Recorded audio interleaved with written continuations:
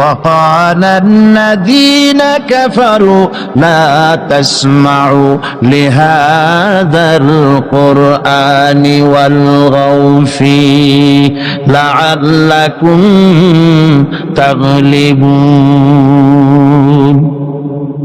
খবরদার, কাফেররা সিদ্ধান্ত নিল কোরআন শোনো না। লা তাসমাউ লিহাদাল কোরআন, কোরআন শোনো না, কোরআন শুনতে যেও না। ওয়ালগাউ ফি, কোরআন শুধু নিজে শুনে ঘরে বসে থাকো তা শুধু নয়, ওয়ালগাউ ফি, কোরআন যাতে মানুষেরা শুনতে না পারে সেজন্য ডিস্টার্ব করো, সন্ত্রাস সৃষ্টি করো, বাধা দাও যাতে কোরআন শুনতে না যেতে পারে মানুষ। এই সিদ্ধান্ত কাদের? এই সিদ্ধান্ত কাদের?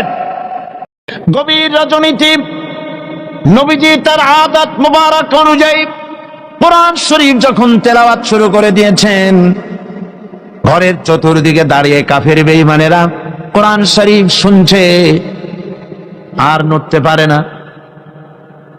এক একজনের ধারণা হলো আরো একটু শুনি তারপরে বাড়ি যাব, আরো একটু শুনি তারপরে বাড়ি যাব। এমনি করে করে চারটি কাফেরের জন্য ফজরে রক্ত হয়ে গেল। দাঁড়ানো থেকে বসার সময় কেউ পায় নাই। এ কথা ধ্রুব সত্য। কোরআনের আকর্ষণ ভিন্ন। সুবহানাল্লাহ বলেন। আমি বারবার বলেছি, আজ বলি, লাখো জনতার এই উপচে পড়া উত্তাল ঢেউ পয়সা খরচ করে আনা হয়েছে? বলেন, আপনাদের বাস ভাড়া রিক্সা ভাড়া দেওয়া হয়েছে? বরং জীবনের ঝুঁকি নিয়ে আসছেন, ঠিক কিনা? জীবনের ঝুঁকি নিয়ে এসছে, পয়সা খরচ করে জীবনের ঝুঁকি নিয়ে কোরআন শুনতে এসেছেন। আমি বারবার বলেছি, এই উপচে পড়া জনতার আকর্ষণ আল্লাহর কসম, এ আকর্ষণ সাইদি নয়, এ আকর্ষণ আল্লাহ রাব্বুল আলামিনের কোরআনে আযীম। লা শাক্কা ফীহি ওয়ালা রাইবা, এতে সন্দেহের কোনো অবকাশ না। আমি একথাও বিশ্বাস করি, আমাদের ছেলেরা যারা মিছিল করেছে আমাকে আসতে দেবে না বলে সুইসাইড বাহিনী গঠন করেছে। আহারে, সুইসাইড অর্থ কি? আত্মহত্যা। আর আত্মহত্যা করা কবিরা গুনাহ। যারা আত্মহত্যা করে তাদের জায়গা জাহান্নাম। আত্মহত্যা যারা করে তাদের জায়গা কোথায়? তোমরা তো জাহান্নামে যাচ্ছিলে। কোরআনের জন্য, কোরআনের তাফসীর মাহফিলের জন্য শাহাদাত স্কোয়াড গঠন হয়েছে শুনে ওরা সুইসাইড বাহিনী গঠন করেছে। শয়তানে শিখাই দিছে যে ওরা তো বেশ তো গেল, তোরা তোদের সিট বুক কর জাহান্নামে। নাউযুবিল্লাহ। আমি বিশ্বাস করি যারা সুইসাইডাল বাহিনী গঠন করেছিল, যারা বিরোধিতা করেছিল, আর আজকের মাহফিলের কোনো না কোনো জায়গায় দাঁড়িয়ে বা বসে আছে। আকর্ষণ কোরআনের। আকর্ষণ কিসের? আল্লাহর কসম কোরআনের। ওদের শরীরেও মুসলমানের রক্ত আছে, মুসলমানের রক্ত আছে, অবশ্য মিসগাইডেড। আল্লাহ ওদের হেদায়েত করুন, বলেন আমিন। আমাদের ছেলেরা যারা তোমরা বিরোধিতা করেছিলে, একটু তাকায় দেখো তো মাহফিলটার দিকে। কত লক্ষ কত লক্ষ টাকা দিয়ে এরকম একটা সমাবেশ তোমরা করতে পারবে? এই মানুষ তো জাদু করে আনা হয় নাই, পয়সা দিয়ে আনা হয় নাই, কোরআনের আকর্ষণে এসেছে। সুবহানাল্লাহ বলেন। কাজী বাধা দিও না, বাধা বসেন, বাধা দিও না, তোমাদেরই ক্ষতি হবে, তোমাদের ভাগ্যের ক্ষতি হবে। চট্টগ্রামের প্যারেন্টস, মা বাপ, তাদেরকে বলি, এসব ছেলেরা তো মঙ্গল গ্রহ থেকে আসে নাই, ঠিক কিনা? বলেন, মঙ্গল গ্রহ থেকে আসছে? দিল্লি বা ব্যাঙ্গালোর থেকে এসেছে? আমাদেরই ছেলে, হয় আপনার না হয় আমার। হয় ছেলে না হয় ভাতুষপুত্র, আমাদেরই কেউ। এ ছেলেগুলিকে বুঝান, আর যাই করো আল্লাহ নিয়ে, ইসলাম নিয়ে, কোরআন নিয়ে, হাদিস নিয়ে, রসুল নিয়ে তামসা করো না। রাসূলের ঘরের চারপাশে কাফেরেরা দাঁড়ানো, দাঁড়ায় আছে, বসার সময় পায় নাই। সকালবেলায় মাথা নিচু করে যাচ্ছে, একজনের সঙ্গে আর একজনের দেখা, খুব আস্তে করে। আবু সুফিয়ান আবু জাহেলকে জিজ্ঞেস করছে, আবু জাহেল কখন এসছো? কয় রাত তখন দুপুর টুপুর হবে। তুমি? ওই এরকমই। পরস্পর কুশল বিনিময় এবং কথাবার্তা বলতে বলতে যাচ্ছে। আবু জাহেল বলছে, আবু সুফিয়ান বলছে, আবু জাহেল একটা কথা বলি শুনুন, রাগটা করবো না তো? তোমার যা মেজাজ, কোন রাগ করবো না। দেখো, আমি লাত মানাতের নামে শপথ করি। ওরা তো ওই রকমই শপথ করে। লাত মানাত উজ্জার নামে শপথ করছি, সারা রাত ভর মুহাম্মদ সাল্লাল্লাহু আলাইহি ওয়াসাল্লামের মুখে যা শুনলাম, অবশ্যই এগুলি মানুষের বানানো হতে পারে না। প্রত্যেকটি শব্দ যেন কলিজে স্পর্শ করে, শরীর শিউরে ওঠে। জীবনেও তো এরকম কথা শুনিনি। আবু জাহেল বলছে, দেখো এটা বড়ই কুলক্ষণ। এই সব কথা যদি আমরা নেতারা বলি, অবশ্য তোমার অনুভূতি আমার মধ্যেও আছে, কিন্তু এই সব কথা যদি আমরাই বলি, না জানি কোন ফাঁকে আবু বকর ওমরের মতো আমরাও পাগল হয়ে বসবো। নাউজুবিল্লাহ। গাজী, আমি বুঝতে পেরেছি যে তোমাদেরকে কোরআন একটা আসর করে ফেলেছে, আসো তওবা করো, হাত দাও, হাত দাও, তওবা করো। সবাই তওবা করলো যে না, এইখানে আর এটা শুনতে আসবো না। গেল সবাই। আজ আবার রাত, দুপুর গড়িয়ে এলো। নিষিদ্ধ জিনিসের প্রতি আকর্ষণ হওয়া মানুষের প্রথম দিন থেকেই এসেছে। মানব স্রষ্টা সৃষ্টির সেই প্রথম দিন থেকেই নিষিদ্ধ জিনিসের প্রতি আকর্ষণ। গভীর রাত্রে আবু জাহাল ভাবছে, আমার হাতে যখন তওবা পড়েছে, ওরা কেউ ভয়তে আসবে না, আমি একা। আজকে মজা করে শুনবো মুহাম্মদ সাল্লাল্লাহু আলাইহি ওয়াসাল্লামের মুখে আল্লাহর কালাম। আবু সুফিয়ান, উতবা, সাইবা তারাও ভাবছে, উনি নিজে যখন তওবা পড়াইছে, উনি কে তওবা ভাঙবে? উনি আসবেন না। গাজী, আমি তো একা একা গিয়ে আজকে শুনবো মুহাম্মদ সাল্লাল্লাহু আলাইহি ওয়াসাল্লামের মুখে আল্লাহর কালাম। সবাই এরকম করে করে একে অপরের অজান্তে আবার খাড়া হয়ে গেছে। প্রত্যেক রজনীর অভ্যাস মোতাবেক আল্লাহ নবী গভীর রাত্রে আবার তেলাওয়াত শুরু করেছেন। এই সব লোকগুলি ঘরের চতুর্দিকে দাঁড়িয়ে শুনতে শুনতে শরীর যেন অবশ হয়ে যায়। আজ রাত শেষ হওয়ার আগে এরা মনে করল আজ আর ভোর করা ঠিক না, কারণ আমরা সবাই তওবা পড়েছি। যদি কারো সামনে পড়ি, তওবা ভঙ্গের কারণে আসামি হয়ে যাব। কাজী দৌড় মারো। দৌড় মারছে। অন্ধকারের ভিতরে একজন গিয়ে আর একজনের ঠ্যাঙ্গে বাড়ি লাগছে।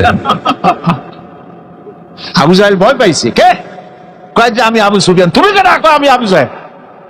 আরে পাগল, কালকে তওবা করলে আজকে আসলি কেন? তোর বেটা বেশি মাতবাড়ি করিস না, তুই আসলি কেন সেটা কো আগে। একত্রিত হয়ে তারা বলল, কোরআন শোনার জন্য যে ধরনের উন্মাদনা আমাদের মধ্যে সৃষ্টি হয়েছে, আমরা নিজেরাই না জানি কখন মুসলমান হয়ে যাব। কাজী তওবা করলে হবে না, আসো আইন করে বন্ধ করি। কাফেরেরা সিদ্ধান্ত নিল কি? আল্লাহ রাব্বুল আলামিন কোরআনে কারীমের ভিতরে কাফেরদের সেই সিদ্ধান্ত কোট করে দিলেন। কারণ আবু জাহেল তো থাকবে না, নাতিরা থাকবে। যুগে যুগে আবু জাহেলের নাতিরা কোরআনের মাহফিলে বাধা দেবে। কারা বাধা দেবে?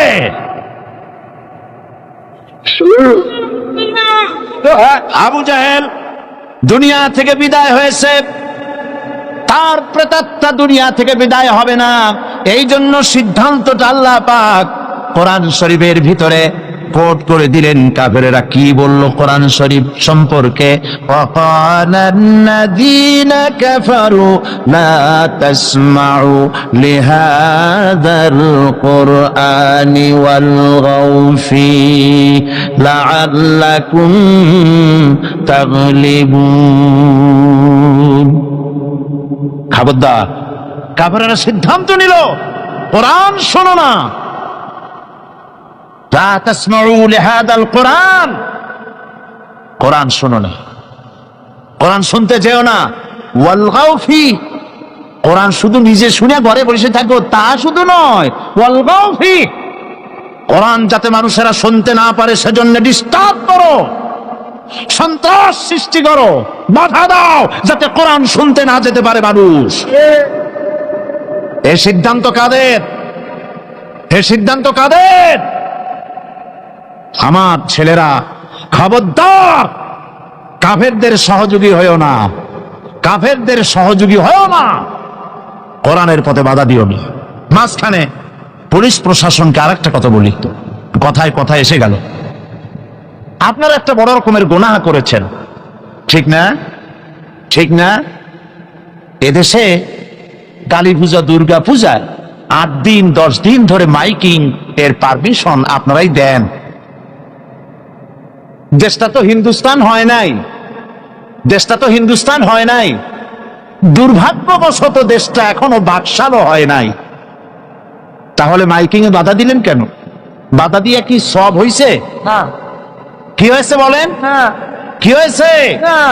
কবিরা গুনাহ করেছেন পুলিশ কর্তৃপক্ষ, সাধারণ পুলিশের মোটেও দোষ না, পুলিশ প্রশাসন কবিরা গুনাহ করেছেন। তওবা করতে হবে, তওবা করতে হবে, আর একটি কাফারা দিতে হবে। সেই কাফারাটা কি?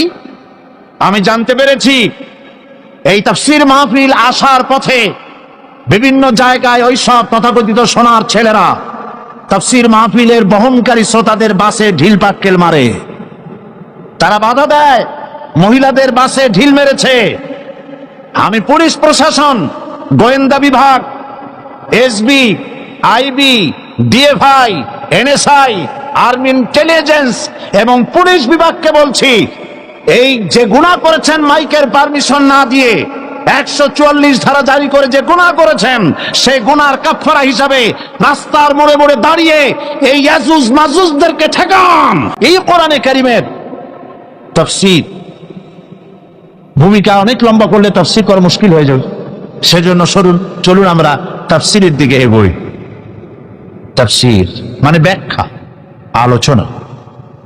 আচ্ছা আপনারা বলেন তো, জেন, দুষ্ট জেন আর ভূত প্রেতে যদি আসর করে তাহলে কোরআন শরীফের কোন আয়াত পড়তে হয়? কোনটা পড়তে হয় বলেন? কোনটা? চট্টগ্রাম তাফসীর মাহফিল উপলক্ষেও কিছুটা ভূত প্রেতের আসর হয়েছে। এই ভূত প্রেতের আসর থেকে রক্ষা করার জন্য সকলে আমার সাথে পড়েন যথারীতি। আউযু বিল্লাহি মিনাশ শাইতানির রাজীম। বিসমিল্লাহির রাহমানির রাহিম।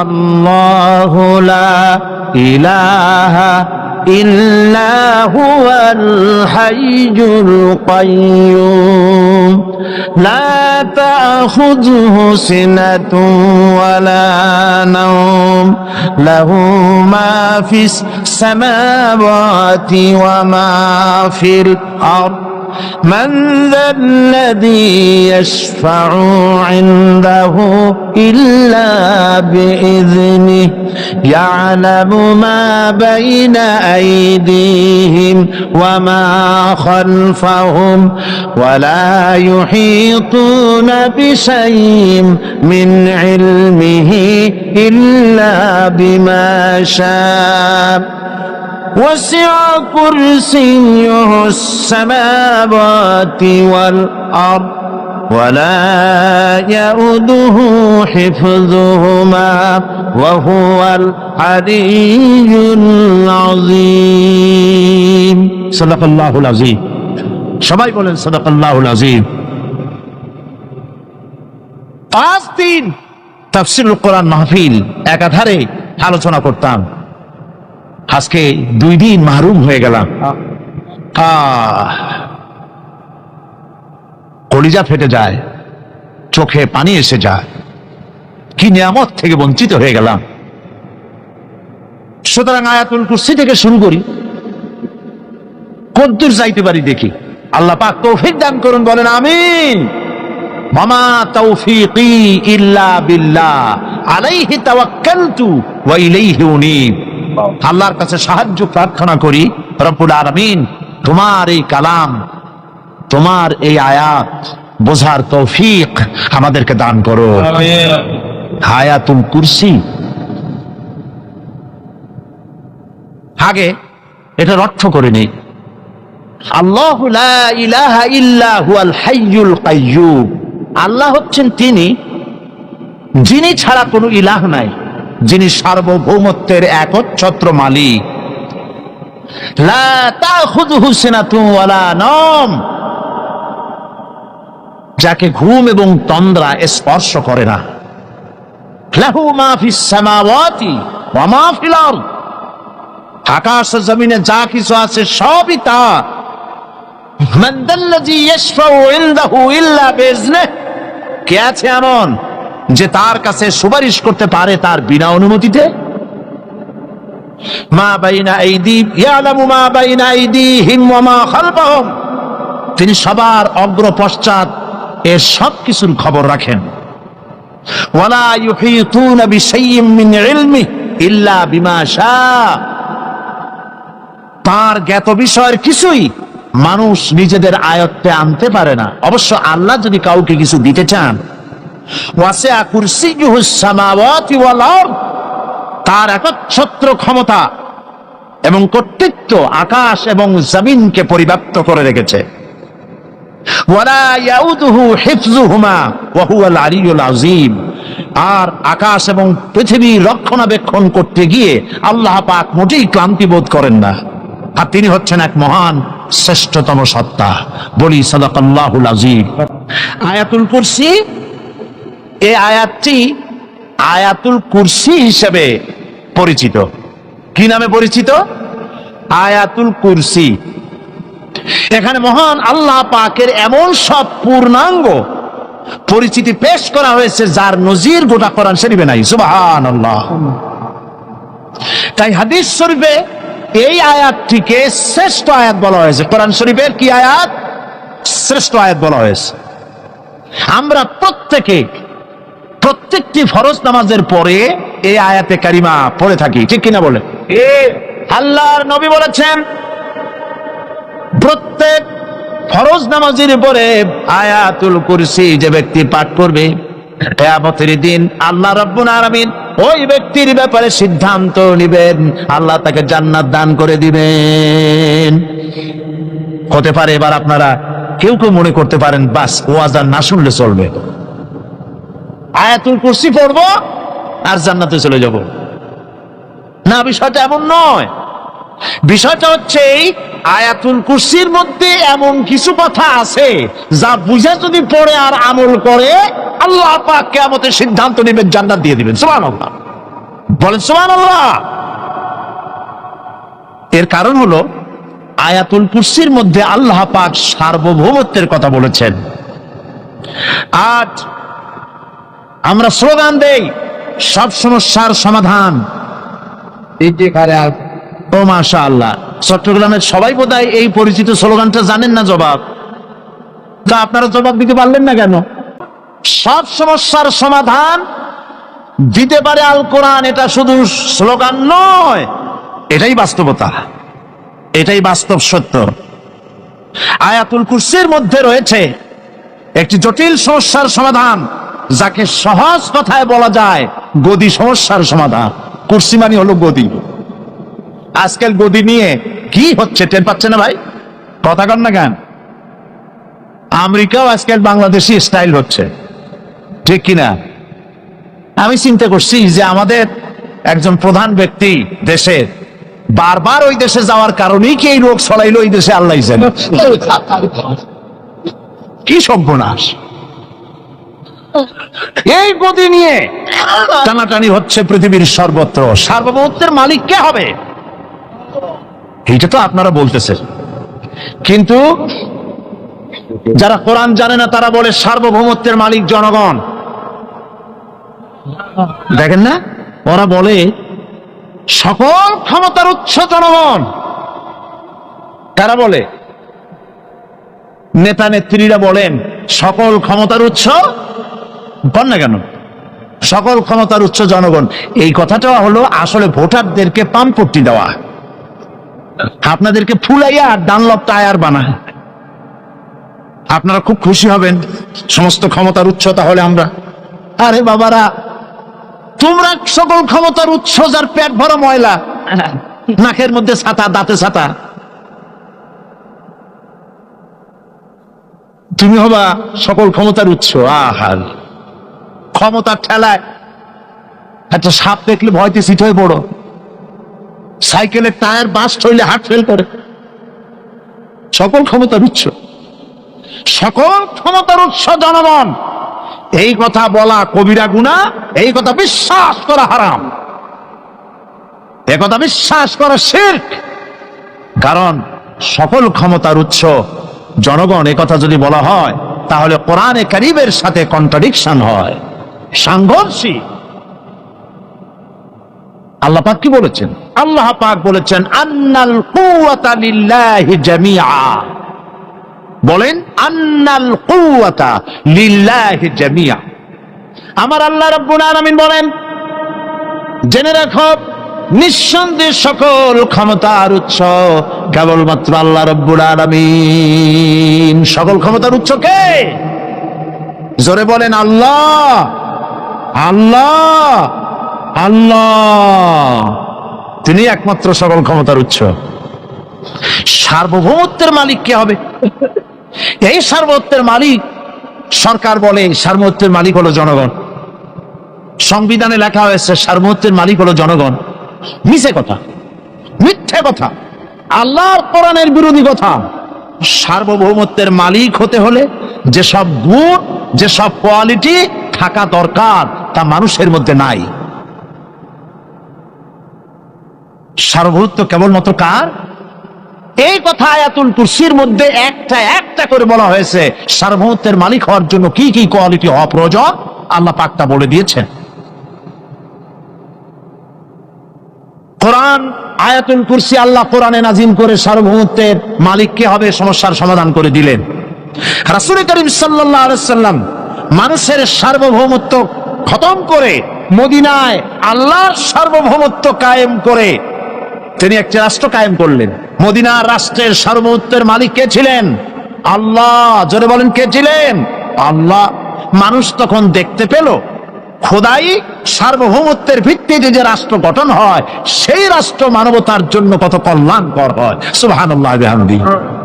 আর মানুষের সার্বভৌমত্বের ভিত্তিতে যে রাষ্ট্র গঠন হয় সেই রাষ্ট্রে দলীয়করণ, আত্মীয়করণ, বংশীয়করণের শ্রাদ্ধ হয়ে যায়। 100-তে 100 ভাগ মানুষ, 100-তে 100 ভাগ অযোগ্য। কারণ সার্বভৌমত্ব নিরঙ্কুশ, যা ভাগ করা যায় না, যা কেড়ে নেওয়া যায় না। আমাদের দেশে যারা সার্বভৌমত্বের মালিক অনেক সময় বলে রাষ্ট্র, অনেক সময় বলে জনগণ। যারা ক্ষমতায় আসে তারা সার্বভৌমত্বের মালিক নিজেদেরকে দাবি করেন, আবার জনগণকেও দাবি করেন। তো এই সার্বভৌমত্বের মালিক তো তাদের হাত থেকে এই মালিকানা আরেকজনে কেড়ে নিয়ে যায়, নেয় না? নেয় না? কেড়ে নিয়ে যায়। আয়াতুল কুরসিতে বলা হলো যে সার্বভৌমত্বের মালিক এই ক্ষমতা থেকে আরবিতে বলা হয় উলুহিয়াত। এই ক্ষমতাকে সার্বভৌমত্বের ক্ষমতা থেকে আরবিতে কি বলা হয়?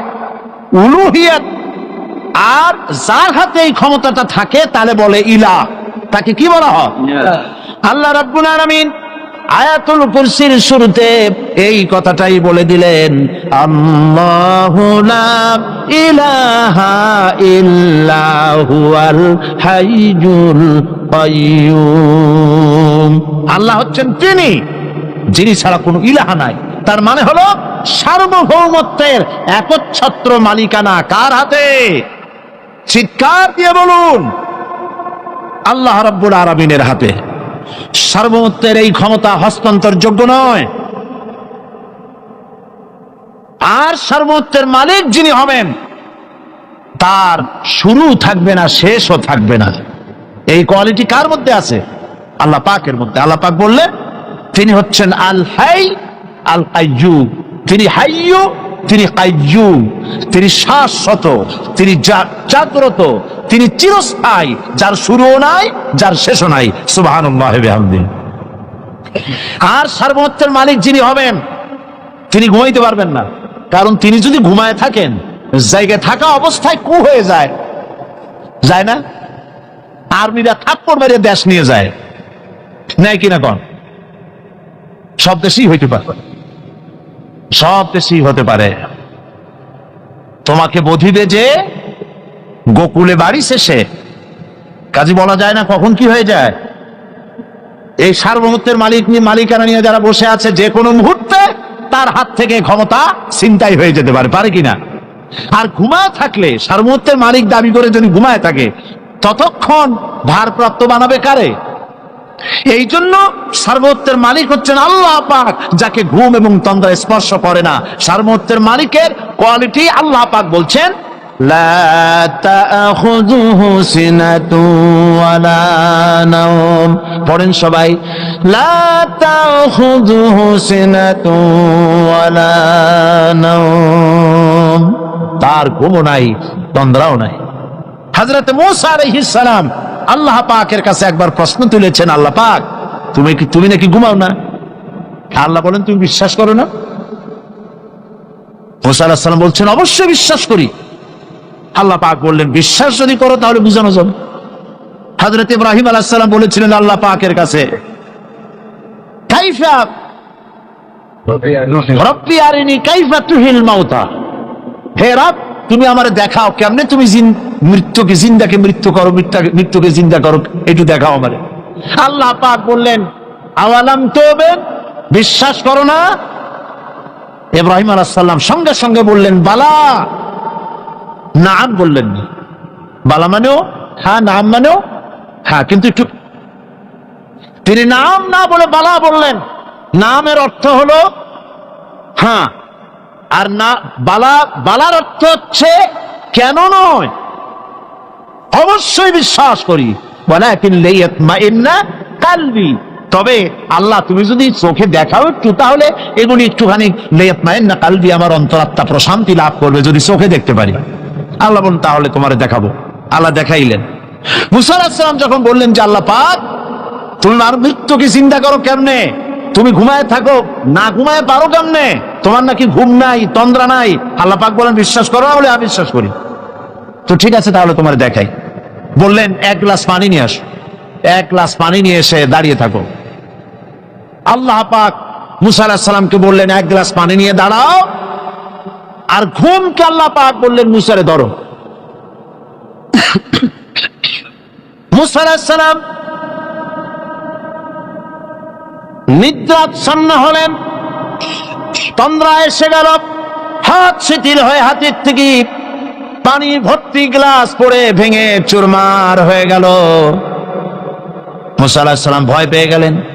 আল্লাহ রাব্বুল আলামিন বলেন ভয় পাওয়ার কোনো কারণ নাই, তোমার প্রশ্নের জবাব আমি এভাবেই দিলাম। এক গ্লাস পানি নিয়ে কয়েক মিনিট দাঁড়াইতে পারো নাই, ঘুমের সঙ্গে সঙ্গে গ্লাস পড়ে ভেঙে গেল। तमाम आकाश और जमीन গোটা সৃষ্টি জগৎ তোমার আল্লাহ পাকের হাতের মুঠার মধ্যে রয়েছে। আল্লাহ যদি ঘুমায় যায় সব শেষ হয়ে যাবে। तमाम সৃষ্টি জগতের ট্রাফিক কন্ট্রোল আল্লাহ কর্তৃক হয়, আর মানুষের যা হয় আল্লাহ পাক তার থেকে সম্পূর্ণ মুক্ত। আল্লাহ পাকের ঘুম নাই, তন্দ্রাও নাই। আল্লাহ পাক সমস্ত রকমের মানবীয় কোয়ালিটি থেকে, গুণ থেকে মুক্ত, মুবাররা, পবিত্র। আল্লাহ রাব্বুল আলামিন সার্বভৌমত্বের একচ্ছত্র মালিক হচ্ছেন আল্লাহ পাক। তিনি ছাড়া কোনো ইলাহ নাই। তিনি পরিষ্কার করে বলছেন, আল্লাহু লা ইলাহা ইল্লা হুয়াল হাইয়ুল কাইয়্যুম। সবাই পড়েন, আল্লাহু লা ইলাহা ইল্লা হুয়াল হাইয়ুল কাইয়্যুম। আল্লাহ হচ্ছেন সার্বভৌমত্বের মালিক, তিনি ছাড়া কোনো ইলাহ নাই। এমন একটি আয়াত তাফসীরের জন্য আল্লাহ এনে দিয়েছেন, যেই আয়াতটি বুঝলে পরে দুনিয়াও শান্তি, আখিরাতেও শান্তি। গদি সমস্যার সমাধান হবে, সব সমস্যার সমাধান হবে। আয়াতুল কুরসি এমন আয়াত, যা তেলাওয়াত করলে, বুঝলে, আমল করলে কিয়ামতের দিন আল্লাহ পাক তার সম্পর্কে সিদ্ধান্ত নেবেন, জান্নাত দিয়ে দিবেন। সুবহানাল্লাহ।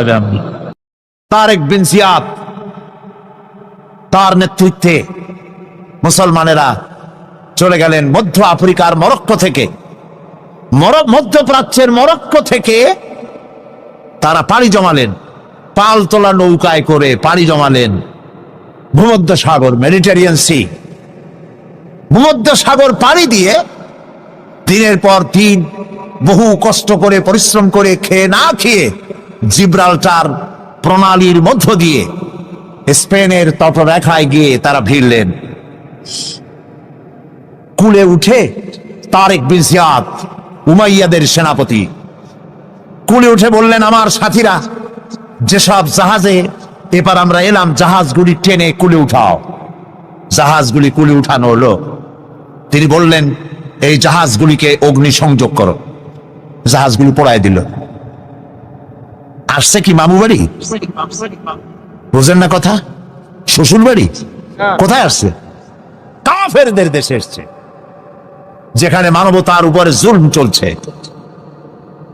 সেই দেশে এসেছে ইনসাফ কায়েম করার জন্য, কোরআনের রাজ কায়েম করার জন্য। পোড়ায় দেওয়া সমস্ত জাহাজগুলি পুড়িয়ে দেওয়া হলো। এরপরে তিনি এক ঐতিহাসিক ভাষণ দিলেন, যা আরবি সাহিত্যে স্বর্ণাক্ষরে লেখা থাকবে কিয়ামত পর্যন্ত। তিনি বললেন, আইয়ুহাল ইখওয়ান, আল বাহরু মিন ওয়ারাইকুম ওয়াল আদুউ আমামাকুম ফাইনাল মাফার। হে আমার সাথীরা, পিছনে তোমাদের ক্ষুধার্ত সমুদ্র, আর সামনে রডারিকের দুর্ধর্ষ বাহিনী। কি করবা? জাহাজগুলো পুড়িয়ে দিয়েছি। সমুদ্রের মধ্যে কুমির, হাঙ্গরের খোরাক হবে, না রডারিক বাহিনীর হাতে শেষ হয়ে যাবে? কোনটা করবে? বাড়ি ফেরবার কোনো রাস্তা নাই। সাথীরা বললেন, হে সেনাপতি, ইসলামের নামে আপনি আমাদেরকে যে হুকুম করবেন, সমস্ত হুকুম মানার জন্য আমাদের জীবন এবং সম্পদ নিয়ে আপনার সামনে হাজির। সুবহানাল্লাহ। তারেক বিন জিয়াদ লড়াই করলেন, এবং অল্প দিনের ভিতরে এই লড়াইয়ে গোটা স্পেন দখল করে ফেললো মুসলমানেরা। আলহামদুলিল্লাহ। গোটা স্পেনে কারা এখন? মুসলমান। এসে কি করলো? মুসলমানেরা যে যুদ্ধ করে, এই যুদ্ধের নাম হচ্ছে জিহাদ। এটা ওয়ার নয়, এটা কেতাল নয়, এটা যুদ্ধ নয়, এটার নাম জিহাদ। মুসলমানেরা যে জিহাদ করে, এর জন্য নয় যে পরের দেশ দখল করে নিজের প্রভুত্ব কায়েম করা, এটা নয়, বরং জিহাদের মাধ্যমে দেশ দখল করে আল্লাহর খেলাফত কায়েম করা। মুসলমানদের পরাজয়ের পর মুসলমানেরা প্রায় 800 বছর রাজত্ব করেছে। 711 খ্রিস্টাব্দে এখানে তারেক বিন জিয়াদ ঢুকলেন স্পেনে, আর 1498 খ্রিস্টাব্দ পর্যন্ত রাজত্ব করেছে মুসলমানেরা, টানা 800 বছর। যেদিন পরাজয় হলো, তারপরে তাদের মসজিদগুলি বন্ধ করে দেওয়া হলো। 500 বছরের ভিতরে স্পেনে মসজিদে আজান হয় নাই। গত অগস্ট মাসের 4 তারিখে আমার সেই মসজিদে প্রোগ্রাম ছিল, যেই মসজিদে 500 বছর পর আজান হয়েছে। ইতিহাস আমার নিজের চোখে দেখে এসেছি। তারেক বিন জিয়াদ স্পেন দখল করলেন, দখল করে নিজেদের বাড়িঘর বানাইলেন না, স্পেন দখল করেছেন। ইসলামের পতাকা উড্ডীন হয়েছে, টুয়ারেস করেছেন, পার্ক করেছেন, বিনোদন কেন্দ্র করেছেন, স্কুল করেছেন, বিশ্ববিদ্যালয় করেছেন, জ্ঞানের ভান্ডার এর দ্বার উন্মোচন করেছেন। জ্ঞান অর্জনের জন্য পার্শ্ববর্তী রাষ্ট্র Portugal, France, Denmark, Sweden, German, England, চতুর্দিক থেকে হাজার হাজার লোক জ্ঞান অর্জনের জন্য স্পেনে পাড়ি জমাতে লাগলো। সুবহানাল্লাহ। সভ্যতার লালন কেন্দ্র হলো স্পেন। আজকে বলতে খুব দুঃখ লাগে, ওরা দাবি করে ওরা নাকি ওয়েস্টার্ন সিভিলাইজেশন, ওরা পাশ্চাত্য সভ্যতার দাবিদার। ওরা যখন ইংল্যান্ডের মানুষেরা বাড়ি বানায়া থাকে কেমনে যখন জানতো না, যখন গাছের মধ্যে গর্ত বানায়া পাখির মতো সেই গর্তে বাস করত, গোসল করে শরীর ক্লিন করে কেমনে যখন জানতো না, তখন আমরা মুসলমানেরা গ্রানাডা এবং কর্ডোবায় বিজ্ঞানের বিভিন্ন শাখায় বিচরণ করতাম। এ হাতের ঘড়িটা তো আমাদের আবিষ্কার করা, কম্পাস মুসলমানদের আবিষ্কার করা, বন্দুক, কামান, জিওমেট্রি, ম্যাথমেটিক্স, অ্যালজাবরা মুসলমানদের আবিষ্কার করা, ভূগোল, সায়েন্স এগুলি মুসলমানদের আবিষ্কার করা, চিকিৎসা বিজ্ঞান মুসলমানদের আবিষ্কার করা। এগুলি শুনলেও এখন যুবকদের মনে হাসি পাবে, যেহেতু আমি জানিও না, চিন্তায় পড়ে যাবে। এগুলি সব মুসলমানদের আবিষ্কার করা ছিল। যখন মানুষেরা, যে জাতি লেখাপড়া বাদ দেয় সে তখন শাসক হয় না, শাসিত হয়ে যায়। কথা বুঝে আসছে? যারা লেখাপড়া করে তারাই শাসন করে, যাদের কাছে লেখাপড়া নাই তারা শাসিত হয়, শাসকদের জুতা টানে। একবার একজন দরবেশ সাহেব রাস্তা দিয়ে যাচ্ছেন, প্রতিমধ্যে তিনি দেখতে পেলেন নদী থেকে এক কলসি পানি নিয়ে এক যুবতী সুন্দরী মেয়ে রাস্তা বেয়ে যেতেছে। দরবেশ সাহেব দাঁড়ায় গেলেন আর ওই যুবতীর দিকে এক নজরে তাকায় আছেন, চোখে পলক দেয় না। এরপরে যুবতী থমকে দাঁড়ায় গেল। আধা বুড়া মানুষ, দাড়ি অর্ধেক পাইকে গেছে, দেখতে তো দেখায় খুব বুজুর্গ মানুষ, কিন্তু রাস্তায় আমার একা পাইয়া এমনি করে তাকিয়ে আছে আর চোখ দিয়েও তো পানি পড়ে। ব্যাপারটা কি? দরবেশ কান্দে কেন? যুবতী মেয়েটি বলছে, ওগো দরবেশ সাহেব, হুজুর সাহেব, আমি একটা যুবতী মেয়ে লোক, রাস্তায় আমাকে একা পেয়ে আপনি আমার দিকে তাকায় আছেন আর কাঁদতেছেন। এই বৃদ্ধ বয়সে ভীমরতি হলো কেন? আমাকে দেখে কাঁদেন কেন আর এক নজরে কেন তাকায়ছেন? কারণটা কি? কি কুমতলব আছে? দরবেশ সাহেব বলছেন, হে রূপসী মেয়ে, তোমার জন্য আমি কান্দি একথা একবারও চিন্তা করো না। যে শিল্পী রচিল এই সুধাংশু বদন, তাহার তরে ঝরে নেত্র নয়নে জীবন। তোমার প্রেম পাওয়ার জন্য তোমাকে দেখে লোবাতুর এবং কামুক হয়ে তোমার দিকে তাকায় কান্দি, একবারও ভেবো না। আল্লাহর কসম আমি কাঁদতেছি তোমার এত সুন্দর স্বাস্থ্য আর চেহারা যে আল্লাহ রাব্বুল আলামিন বানায় দিলেন, না জানি সেই আল্লাহ কত সুন্দর, যার সৃষ্টি এত সুন্দর সে আল্লাহ রাব্বুল আলামিন না জানি কত সুন্দর। আল্লাহ পাক সেই সুন্দর আল্লাহ রাব্বুল আলামিনকে দেখার তৌফিক যেন আমরা পাই। জোরে বলো আমিন। দরবেশ সাহেব চিত হয়ে শুয়ে শুয়ে তেলাওয়াত করতেছেন আর বলছেন, আল্লাহ রাব্বুল আলামিন তোমার সৃষ্টি নৈপুণ্যতার ভিতরে কোনো ভুল ধরার ক্ষমতা তো কোনো মানুষের নাই। তবে একটা জিনিস আমার নজরে পড়লো, এই যে বিরাট বট গাছটা, পৃথিবীতে যত গাছ আছে যেমন গাছ তেমন ফল, তাল গাছটা যেমন ফলও তেমন, নারকেল গাছটা যেমন ফলটাও তেমন, কিন্তু এত বড় বিশাল বট গাছ ফল হতেছে ছোট ছোট ট্যাবলেটের মতো। গাছটা যেমন ফলটা তেমন হয়নি। আল্লাহ এটা ভুল না? তুমি বলেছো যে দেখো কোনো ভুল টুল আছে নাকি, তুমি ভুল তো না, আমার চোখে এটা লাগলো। দরবেশ সাহেব শীত হয়ে শুয়ে শুয়ে তেলাওয়াত করছেন, মনের মধ্যে এই চিন্তা আসলো, গাছটা যেমন তেমন ফলটা হলো না।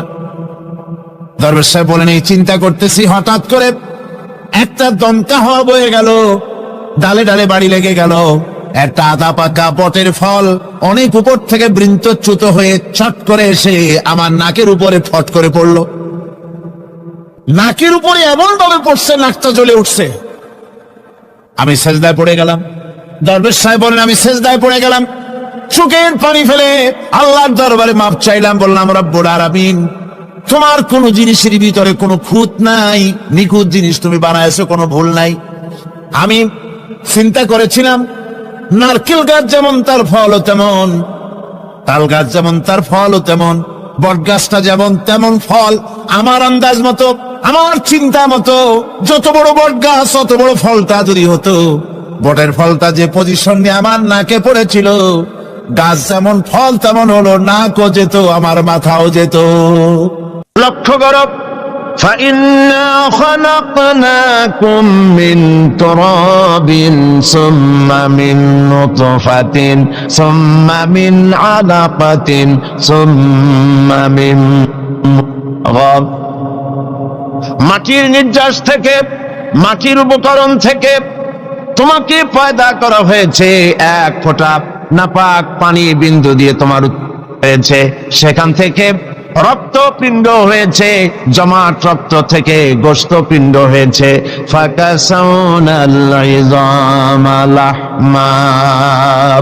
এরপরে এই গোশতপিণ্ড হাড্ডির উপরে ছড়িয়ে দিয়ে তার উপরে চামড়া দিয়ে সুন্দর এক মানুষের আকৃতি আল্লাহ বলছে দিয়েছি। এবং এইভাবে করে তোমাকে মায়ের পেট থেকে সুম্মা নুখরিজুকুম তিফলা, বাচ্চার আকারে মায়ের পেট থেকে আমি নিয়ে এসেছি। তুমি যে আজ অহংকার করো, তুমি যে আজ বলো সকল ক্ষমতার উৎস জনগণ, তুমি ক্ষমতার উৎস? আশ্চর্য কথা। তুমি ক্ষমতা হলে কি করে? তোমার অস্তিত্ব কি ছিল? এক ফোঁটা নাপাক পানি ছিল, যা শরীর থেকে নির্গত পথ করা ফরজ হয়ে গিয়েছিল। এরকম একটি অবস্থা থেকে আমি তোমাকে সৃষ্টি করেছি। তুমি লক্ষ্য করো তোমার সৃষ্টির দিকে। ইয়া আইয়ুহাল ইনসানু মা গাররাকা বিরাব্বিকাল কারীম আল্লাযী খালাকাকা ফাসাওয়াকা ফাআদালাক ফি আইয়ি সূরাতিন মা শাআ রাক্কাবাক। হে মানব সকল, কোন জিনিস তোমাকে তোমার রবের ইবাদত থেকে তোমাকে ফিরিয়ে দিল? তোমাকে আমি যেমন খুশি আমি তোমাকে সৃষ্টি করেছি, সুন্দর আকৃতি দিয়েছি। এবং তোমার মায়ের পেট থেকে যখন আমি তোমাকে এনেছি, মায়ের পেট থেকে এমন অবস্থায় তোমাকে বের করে আনা হয়েছে যখন তোমার কোনো হুঁশ ছিল না, জ্ঞান ছিল না। আল্লাহ রাব্বুল আলামিন বলেন, এই পৃথিবীতে আমি তোমাকে আনলাম, তোমার খাবারের ব্যবস্থা আমি রব্বুল আলামিন করে দিলাম। মায়ের পেটের ভিতরে যখন তুমি ছিলে, সেখানে খাবারের ব্যবস্থা কে করেছে বলুন? কে? মায়ের নাভির সঙ্গে সন্তানের নাভির সাথে একটি তার লাগিয়ে দিয়ে মায়ের মাসিক অসুখকে বন্ধ করে দিয়ে এই রক্ত দিয়ে পরিপুষ্ট করেছেন আল্লাহ পাক এই সন্তানকে। যখন সন্তান পৃথিবীতে এলো, নাড়িটা কাটা হয়ে গেল, একটা লাইন বন্ধ হলো খাবার। আল্লাহ রাব্বুল আলামিন মায়ের বুক থেকে সন্তানের জন্য খাবারের জন্য ডাবল লাইন চালু করে দিলেন। সিঙ্গেল ছিল, ডাবল লাইন আল্লাহ চালু করে দিলেন। তুমি তো নির্ভরশীল ছিলে, অসহায় ছিলে। তুমি নিজেকে কি করে তুমি বড় মনে করো? তোমার পৃথিবীতে যা খাচ্ছ পড়ছ সব তো আমার দান। এগুলি সব কার দান? বলেন কার দান? সবকিছু আল্লাহ পাকের দান। তুমি যে জমিনে ফসল ফলাও, এই ফসলটা তুমি কোত্থেকে ফলালে? আল্লাহ রাব্বুল আলামিন বলেন, আফারাআইতুম মা তাহরুসুন আআনতুম তাজরাউনাহু আম নাহনুজ জারিউন। তোমরা কি দেখতে পাও না ফসল দেখে? এই ফসলের ক্ষেতের ফসলগুলি কে উদ্গত করে? তুমি করো না আমি করি? কে করেন বলে? আমি যদি ইচ্ছে করি সমস্ত ফসলগুলিকে, ধানগুলিকে চিটায় পরিণত করে দিতে পারি। পারে কিনা বলেন? ধানের মধ্যে চাল থাকবে না, করতে পারেন না আল্লাহ? ধানগুলি অনেক সময় আমাদের দেশে চিটা হয় না। আল্লাহ পাক বলেন, আমি যদি ইচ্ছে করি ধানের মধ্যে কোনো চাউলই হবে না, সব চিটায় পরিণত করে দেব। পারবো না? পারবেন না আল্লাহ পাক? তখন তোমরা কি করবা? ধর্মঘট করবা? ধর্মঘট করবা? হরতাল করবা? তাতে আল্লাহর কিছু হবে? তখন তোমরা কি করবে? সমস্ত ফসল জুড়ে বিনষ্ট হয়ে যায়। তখন তোমরা শুধু এতটুকুনি বলতে পারবে, ইন্না লামুগরামুন বাল নাহনু মাহরুমুন। তখন তোমরা কপালে হাত মারবে আর বলবে আমরা মাহরুম হয়ে গেলাম, আমরা বঞ্চিত হয়ে গেলাম। আরে কপালে হাত মারা ছাড়া আর কিছুই করতে পারবে না। তোমরা নিজেদেরকে যে বড়াই করো, এই বড়াই কোনো কাজের নয়। মানুষের এই অসহায়ত্বের কথাগুলি আল্লাহ পাক কোরআন শরীফে এভাবে তুলে ধরেছেন। তোমরা যে বিজ্ঞানের নবনব আবিষ্কার দেখে বড়াই করতেছে, এই আবিষ্কারগুলি আমরা করছি মানুষ সব, মানুষই নাকি সব। বিজ্ঞানের আবিষ্কার দেখে কোরআনকে, আল্লাহকে, রসুলকে মানুষ অবজ্ঞা করতেছে। আসলে বিজ্ঞান মানে কি? বিজ্ঞান মানে হলো বিশেষ জ্ঞান। বিজ্ঞান মানে কি? বিশেষ জ্ঞান। তো বিশেষ জ্ঞান কি? যেমন ধরুন আমার সামনে এই মাইক, এই মাইকের মধ্যে এই সবগুলি মৌলিক উপাদান আল্লাহর। এই মাইকের যত মৌলিক উপাদান কার? বলেন সবাই কার? এর মধ্যে তামা আছে, দস্তা আছে, প্লাস্টিক আছে, লোহা আছে। মৌলিক উপাদানগুলি সব আল্লাহ। প্লেন বলেন, জাহাজ বলেন, রিক্সা বলেন, গাড়ি বলেন, যাই বলেন, মৌলিক জিনিসগুলি আল্লাহ। বিজ্ঞান বিশেষ জ্ঞানের মাধ্যমে এগুলিকে অ্যাসেম্বল করেছে। ঠিক কিনা? সত্য কিনা? তো কি দিয়ে বড়াই করবা? তোমরা সাবমেরিন আবিষ্কার করেছো, তার বড়াই করবা? সাবমেরিনের অনেক আগে তো আল্লাহ 3 মাস বানায়া সাবমেরিন কেমনে চলে তা দেখাই দিছে। সাবমেরিন পানির মধ্যে ডুবে কেমনে? আমি সাবমেরিনের ভিতরে উঠছি এবং দেখেছি। সাবমেরিন তার নিজের ওজন এবং ভেতরে বেশি করে পানি নিয়ে এরপরে পানির অতল তলে ডুবে যায়। আবার যখন উঠতে চায় তখন পানি পাম্প দিয়ে উঠায় দিয়া উপরে ভেসে ওঠে। মূলত এই শিক্ষা তারা 3 মাসের কাছ থেকে নিয়েছে। আল্লাহর বানানো সাবমেরিন। 3 মাসের পিঠের উপরে বিরাট ডালা আছে। যখন সে ডুব দিতে চায় ডালা খুলে ফেলে, তখন পানি গল গল করে হাজার হাজার গ্যালন পানি তার মধ্যে ঢোকে। আবার যখন পানির তলা থেকে সে উঠতে চায়, পাম্প দিয়ে ডালা সরাই দিয়ে এত ফোর্স পানির উপরে ওঠে যে অন্তত সমুদ্রের মধ্যে 2-4 মাইল দূর থেকে দেখা যায় পানির ফোয়ারা। তো তোমরা কি করছো? বিজ্ঞান বড়াই করো না। তোমরা যা শিখেছো আল্লাহর কাছ থেকেই শিখেছো। আকাশে উঠছো, তোমাদের অনেক আগে পাখিরা উড়েছে, ওরা শিখাইছে। মানুষ তো ভালো, বিজ্ঞান শিখতে হয়। চলুন আমার সাথে মৌমাছির কাছে, দেখেন মৌমাছি কত বিজ্ঞান জানে। কি দিয়া বড়াই করবা? ছোট্ট মৌমাছি, এই মৌমাছির মধ্যে আল্লাহ পাক কত বিজ্ঞান দান করেছেন দেখেন। মৌমাছি পৃথিবীর মানুষকে 4টা বিজ্ঞান শিখাইছে। কয়টা বিজ্ঞান? দেখুন 4টি বিজ্ঞান কি। মৌমাছি, আল্লাহ পাক বলেন আমি মৌমাছিকে, মৌমাছির উপর একটা সূরা আছে না? জোরে কোন আছে না? সূরাটার নাম কি? সূরা নাহল। মৌমাছির উপর একটা সূরা। আল্লাহ পাক বলছেন আমি মধুমক্ষিকাকে ওহী করেছি। তার মানে এই নয় যে মৌমাছির কাছে জিবরাইল পাঠাইছি। ওহী যখন নবীর ক্ষেত্রে ওহী শব্দ আসে, তার অর্থ হলো প্রত্যাদেশ। জিবরাইলের মারফতে আল্লাহ পাক ওহী পাঠান। আর যখন এই ওহী অন্য কোথাও আল্লাহ ব্যবহার করেন, তার অর্থ হয় গোপন সূক্ষ্ম ইঙ্গিত। যেমন মুসা আলাইহিস সালামের মাকে আল্লাহ পাক ওহী করেছিলেন, এখানে জিবরাইল পাঠান নাই, ইলকা করে দিয়েছিলেন। মৌমাছিকেও তার মনের মধ্যে গোপন ভাবে সূক্ষ্ম ইঙ্গিত আল্লাহ দিয়েছেন। কি? আত্তাখিজি মিনাল জিবালে বুয়ুতা, পাহাড়ে বাসা বানাও, ঘর বানাও পাহাড়ে পর্বতে। যেহেতু মধু হলো একটা মেডিসিন। মধু কি? এই মেডিসিনটা কে বানিয়েছে? আল্লাহ পাকের নির্দেশে। কে বানালো? মৌমাছি বানালো। কাজে এই মেডিসিনটা দিয়ে শুধুমাত্র গাছপালা যে দেশে আছে সেই দেশের মানুষ উপকৃত হোক, তাহলে তো সারা পৃথিবীর মানুষ পাবে না আল্লাহর এই ওষুধ। এই জন্য মৌমাছিকে বলা হচ্ছে পাহাড়ে বানাও। পাহাড় হয় মরুভূমির ভিতরে বেশি হয়, এই পাহাড়ের গায়ে গিয়ে চাক বানাও। ওয়ামিনাস শাজারে, আর কাছে চাক বানাও। ওয়ামিম্মা ইয়ারিসুন, আর বিল্ডিং এর কার্নিশের তলায় গিয়ে চাক বানাও। বলতে ইচ্ছা করেন এই 3 জায়গায় চাক বানাও। এই 3 জায়গায় চাক বানাতে গিয়ে মৌমাছি 4টা বিজ্ঞান দেখাইলো। হচ্ছে কেমিস্ট্রি। অথচ মৌমাছি কোন সায়েন্স ল্যাবরেটরিতে পড়াশোনা করে নাই। কথা ঠিক কিনা? তার কেমিস্ট্রিটা কি? কার্নিশের নিচে বিল্ডিং এর গায়ের সাথে লাগানো মৌচাক আপনারা দেখছেন কিনা কোন? এটা ঝুলে থাকে, ঝুলন্ত অবস্থায় থাকে।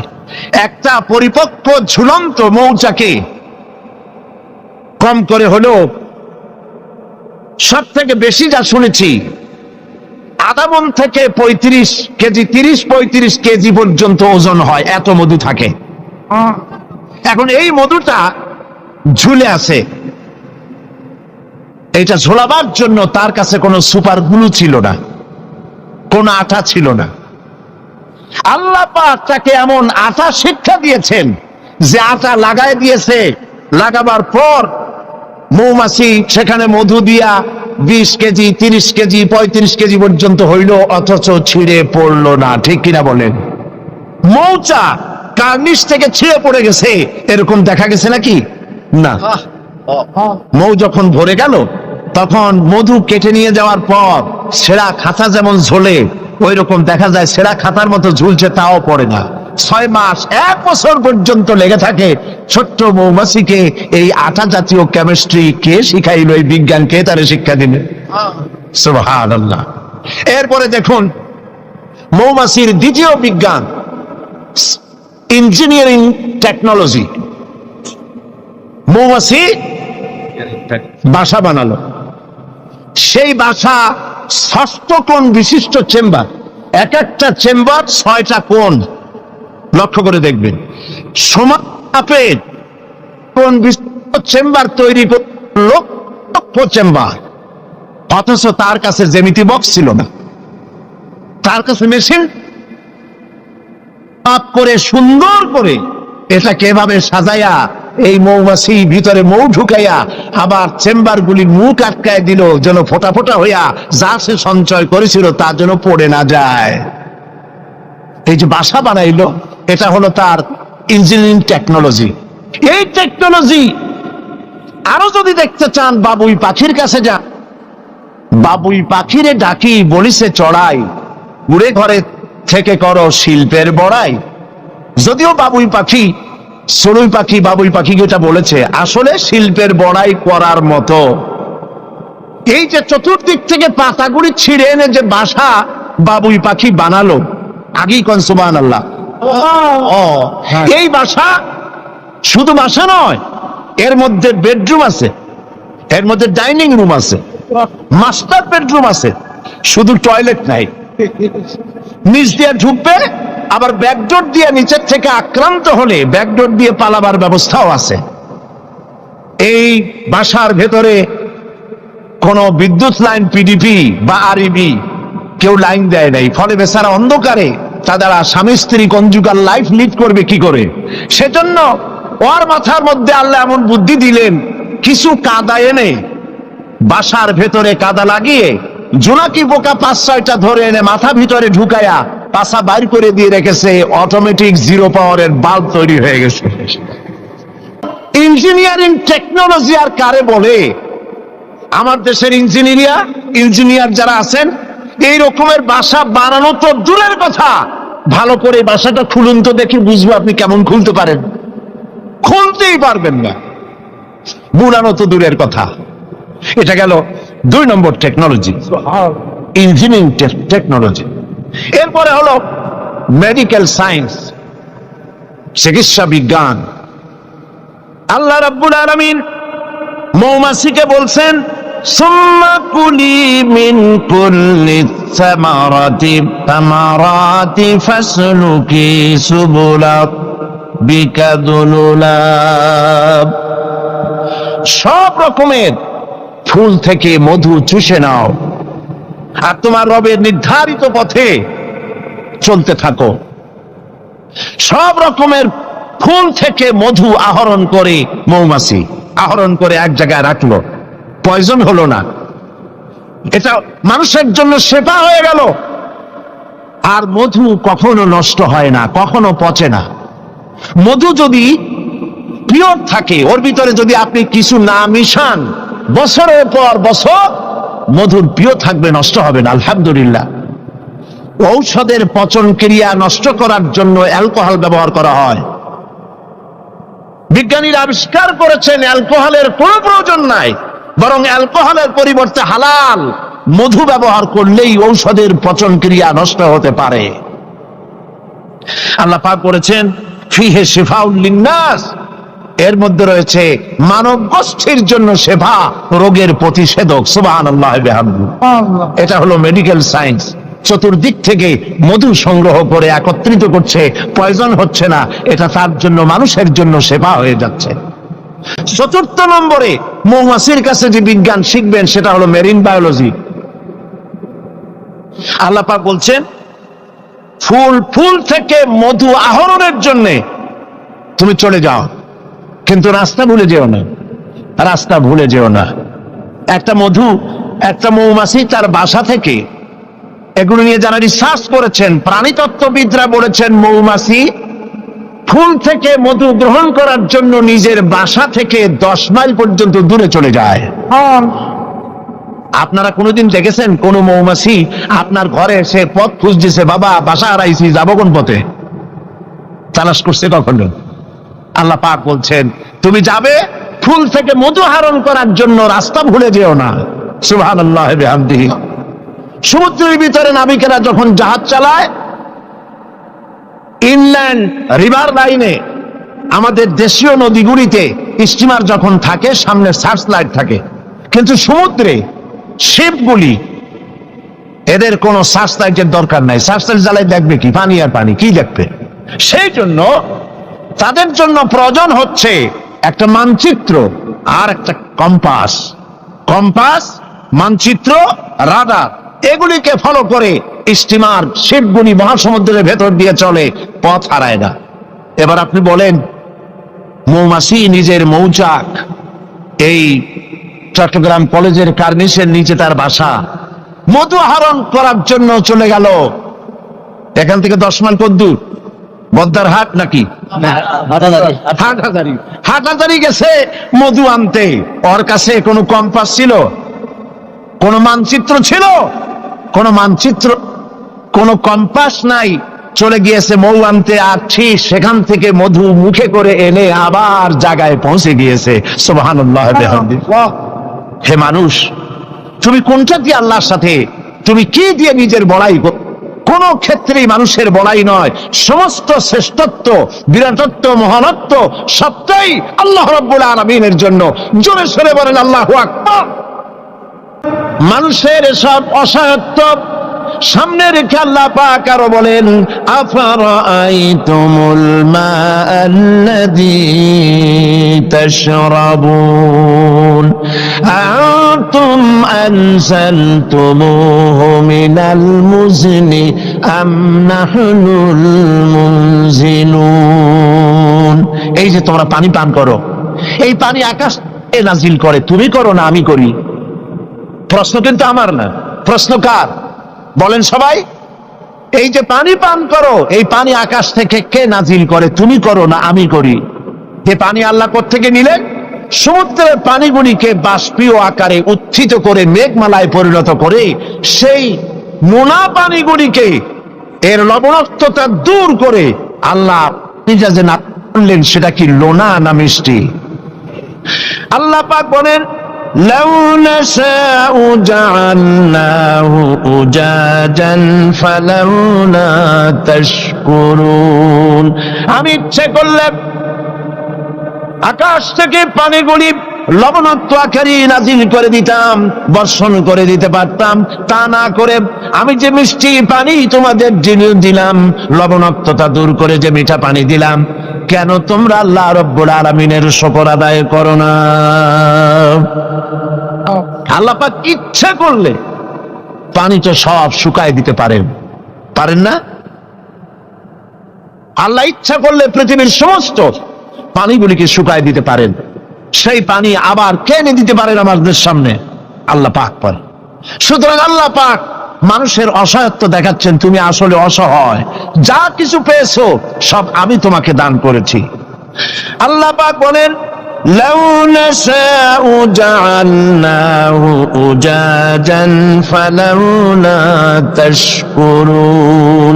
আমি ইচ্ছে করলে আকাশ থেকে পানিগুলি লবণাক্ত আকারে নাজিল করে দিতাম, বর্ষণ করে দিতে পারতাম। তা না করে আমি যে মিষ্টি পানি তোমাদের দিলাম, লবণাক্ততা দূর করে যে মিঠা পানি দিলাম, কেন তোমরা আল্লাহ রাব্বুল আলামিনের শুকর আদায় করো না? এই জন্য ফাসাব্বিহ বিসমি রাব্বিকাল আযীম। ওই আল্লাহ পাকের বড়ত্ব, তার তাসবিহ তোমরা ঘোষণা করো। সবাই পড়েন সুবহানা রাব্বিয়াল আযীম। তুমি কত অসহায়, খুব মাতব্বরি করো, কিন্তু সমুদ্রে যাও তো। সমুদ্রে যখন মানুষ যায়, ওয়াইদা গাশিয়াহুম মাওজু কাযুলাল, যখন সমুদ্রের ভিতরে বিরাট তরঙ্গমালার ভিতরে মানুষ যখন পড়ে যায়, আল্লাহ পাক বলেন দাল্লা মান তাদউনা ইল্লা ইয়াহু। যখন সমুদ্রের ভিতরে তুফানে পড়ে যায়, তখন আল্লাহ ছাড়া সবাইকে তারা ভুলে যায়। শুধু তখন মনে পড়ে আল্লাহ আল্লাহ, আল্লাহ ছাড়া তখন আর কিছুই মনে থাকে না। অতএব তুমি নিজেকে যত বড় মনে করো, আসলে তুমি এত বড় নও। তোমার আসল মর্যাদা কি সে কথা আল্লাহ পাক বলছেন। এবার দেখো তোমার মূল মর্যাদাটা কি। আল্লাহ পাক বলেন পৃথিবীর মানুষের মূল মর্যাদা হলো ওয়ালাকাদ কাররামনা বানি আদম। আদম সন্তানকে আমি সম্মানিত করেছি, তুমি আমার সম্মানিত মেহমান। পৃথিবীর মানুষের আল্লাহ সম্মানিত মেহমান।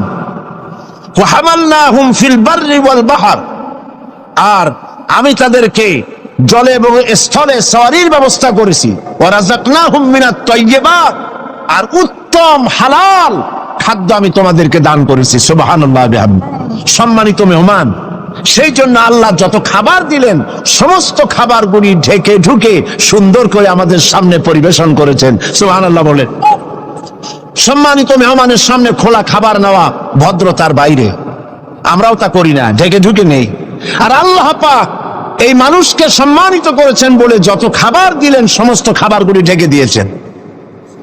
আম আল্লাহ কভার করেছেন, কাঁঠালকে কভার করেছেন, কলাকে কভার করেছেন, বেলকে কভার করেছেন। যত খাবার দিলেন, সমস্ত খাবারগুলিকে রব্বুল আলামিন কভার করে, সম্মান করে, সুন্দর করে ঢেকে ঢুকে মানুষের সামনে পেশ করলেন। তোমার মর্যাদা, মানুষের আসল মর্যাদা হলো, মানুষের আসল মর্যাদা আল্লাহ পাক দিয়েছেন, তোমাকে আমি সম্মানিত জাত হিসেবে পৃথিবীতে তৈরি করেছি। এটাই হলো তোমার মূল সম্মান। এখন আল্লাহ পাক মানুষকে যে মর্যাদা দান করেছেন, সে মর্যাদা বুঝতে না পেরে তারা এক আল্লাহকে বাদ দিয়ে আরো অনেক খোদা তারা বানিয়ে নেয়। ধর্মনিরপেক্ষ মতবাদে যারা বিশ্বাসী, তাদের খোদা হয় পৃথিবীতে চারটা। তারা চার ইলাহে বিশ্বাস করে। সবাই বলে নাউজুবিল্লাহ। এই ধর্মনিরপেক্ষ মতবাদ কি এবং সংস্কৃতি মূল আমাদের কোনটি, এ বিষয়ে আমি আজকে কথা বলবো ইনশাআল্লাহ। ধর্মনিরপেক্ষতায় যারা বিশ্বাস করে, তাদের ইলাহ হয় চারটা: স্বদেশ, স্বজাতি, নিজস্ব জ্ঞান আর প্রবৃত্তির অনুসরণ। দেশকে তারা নিজেদের মায়ের মতো মনে করে, দেশ মাতৃকা বলে। আমরা দেশকে মা বলি না, মাতৃভূমি বলি, জন্মভূমি বলি। কিন্তু একথা আমরা বলি না, ও মা তোমার তরে ঠেকাই মাথা। এই কথা কি আমরা বলি? এটা আমাদের কথা নয়। সুতরাং তারা দেশের জন্য তো জীবন দিতে পারে, কিন্তু আল্লাহর জন্য তারা কিছুই করতে পারে না। দেশ প্রেম তো নিশ্চয়ই ভালো, কিন্তু দেশকে পূজা করা নিশ্চয়ই ভালো নয়। আল্লামা ইকবাল বলেছেন, ইনতাজা খুদাও মে सबसे बड़ा वो वतन है, इंताजा खुदाओं में सबसे बड़ा वो वतन है, जो इसका फिर पिरहन है वो मजहब का काफन है। এই চার খোদার মধ্যে তাদের বড় খোদা হলো, তাজা খোদা হলো নিজেদের স্বদেশ। স্বদেশের জন্য সবই করতে পারে, কিন্তু এই দেশটি যিনি দিলেন তার জন্য একটা সেজদা দিতেও রাজি নয়। তারা দিন থেকে মজহাবকে, রাজনীতি থেকে মজহাবকে, দিনকে, ইসলামকে আলাদা ভাগ করে ফেলেছে। ধর্ম দিয়ে একটি জাতির গঠন হয়, একটি জাতির গঠন হবে ধর্ম দিয়ে। যদি জাতি থেকে ধর্মকে বিচ্ছিন্ন করা হয়, সেটা ঠিক সেইভাবে টিকতে পারে না। যেমন ল অফ গ্রাভিটেশন, শক্তি আছে বলেই চন্দ্র, সূর্য, গ্রহ, নক্ষত্র, সৌররাজি সব একটার সাথে আর একটা আকর্ষিত হয়ে আছে। মাধ্যাকর্ষণ শক্তি না থাকলে সব যেমন ধ্বংস হয়ে যায়, যদি না মাযহাব যদি না থাকে, তাহলে সেখানে মানুষও বাঁচতে পারে না, তাদের ইজ্জত নিয়ে, তাদের সম্মান নিয়ে টিকতে পারে না। এই জন্য মানুষের মূল পজিশন সম্পর্কে আল্লাহ পাক বলছেন, দেখো তোমার পজিশনটা কি। তোমার পজিশন হলো, প্রথম মানুষের ব্যাপারে আল্লাহ তার পজিশন বলে দিয়েছেন, ওয়া ইয ক্বালা রাব্বুকা লিল মালাইকাতি ইন্নী জাইলুন ফিল আরদি খলিফা। আমি খলিফা প্রেরণ করব, আমি প্রতিনিধি পাঠাবো। খলিফা বলতে আমাদের দেশে অনেক ক্ষেত্রে খলিফা মনে করে দর্জিকে, যারা জামা সেলাই করে। কোত্থেকে এই অর্থ আসলো আমি জানি না। তা আল্লাহ পাক কি দুনিয়া খলিফা দর্জি পাঠাবেন এই কথা কি বলেছেন নাকি? খলিফা হচ্ছে প্রতিনিধি, রিপ্রেজেন্টেটিভ। প্রতিনিধি তিনি প্রতিনিধিত্ব করবেন, মালিকানার দাবি করবেন না। পৃথিবীতে সমস্ত মানুষগুলিকে আল্লাহ পাক প্রতিনিধি হিসাবে পাঠিয়েছেন, কিন্তু প্রতিনিধি হয়ে যদি মালিকানার দাবি করে বসে এবং আইন নিজের ইচ্ছে মতো চালাতে চেষ্টা করে, তখনই আল্লাহ রাব্বুল আলামিন নারাজ হয়ে যান। আল্লাহ পাক বলেছেন, ইনিল হুকমু ইল্লা লিল্লাহ। আইন চলবে কার? আলা লাহুল খালকু ওয়াল আমর। সৃষ্টি যার, আইন চলবে সেই আল্লাহ রাব্বুল আলামিনের। আল্লাহর আইন চলবে পৃথিবীতে, কারো পিতার আইন চলবে না, কারো নিজের আইন চলবে না, কারো বানানো আইন চলবে না। আইন চলবে কার? বলেন, এই পৃথিবী কার? এই মানুষগুলি কার? আকাশ কার? জমিন কার? আইন চলবে কার? একমাত্র আল্লাহ পাকের আইন দিয়েই পৃথিবীতে শান্তি প্রতিষ্ঠা হতে পারে। আর সেই আল্লাহর আইনকে ইমপ্লিমেন্ট করার জন্য, ওইটাকে চালু করার জন্য আল্লাহ পাক মানুষকে খলিফা বানিয়েছেন। তুমি আমার প্রতিনিধি, আমার আইনকে কার্যকরী করার জন্য পৃথিবীতে তোমাকে পাঠানো হলো। এই দায়িত্ব পালন করবে পৃথিবীর মানুষেরা, তারা আল্লাহ পাকের এই আইন চালু করবে। আর এই পৃথিবীতে আল্লাহর আইন দিয়ে মানুষ পরিচালিত হতে পারবে শান্তিপূর্ণভাবে। মানুষের তৈরি করা আইন দিয়ে শান্তি পাবে না, মানুষ ইনসাফ করতে পারবে না। কারণ হচ্ছে আল্লাহর আইন আর মানুষের আইনের মধ্যে পার্থক্য দেখুন। আপনি যদি কাউকে, এই চট্টগ্রাম শহরে কাউকে যদি আপনি 50,000 কমলা দিলেন, এই কথা বলে যেই কমলাগুলি চট্টগ্রাম শহরের 8 বছরের নিচে বাচ্চাদেরকে একটা একটা করে আপনি বিতরণ করবেন, এই কথা বলে যখন তাকে যাওয়া হলো, তিনি যখন এই কমলাগুলি বিতরণ করতে যাবেন, তখন দেখলেন যে এই ছেলেদের মধ্যে তার নিজের ছেলে আছে, তার ভাইয়ের ছেলে আছে। এইটা যখন দেখবেন, তখন অন্যের ছেলের চাইতে নিজের ছেলেকে, বোনের ছেলেকে 2-4টা বেশি দিতে ইচ্ছে করবে নাকি? করবে কিনা? সামান্য কমলা বিতরণ করতে গিয়ে যদি এই রকমের পক্ষপাতিত্ব, দলীয়করণ, আত্মীয়করণ ইত্যাদি করতে যদি ইচ্ছে করে, তাহলে এমন লোকদের হাতে আইন তৈরি করতে দিলে তারা তো সমস্ত মানুষের উপরে ইনসাফ কিছুদিন করতে পারবে না।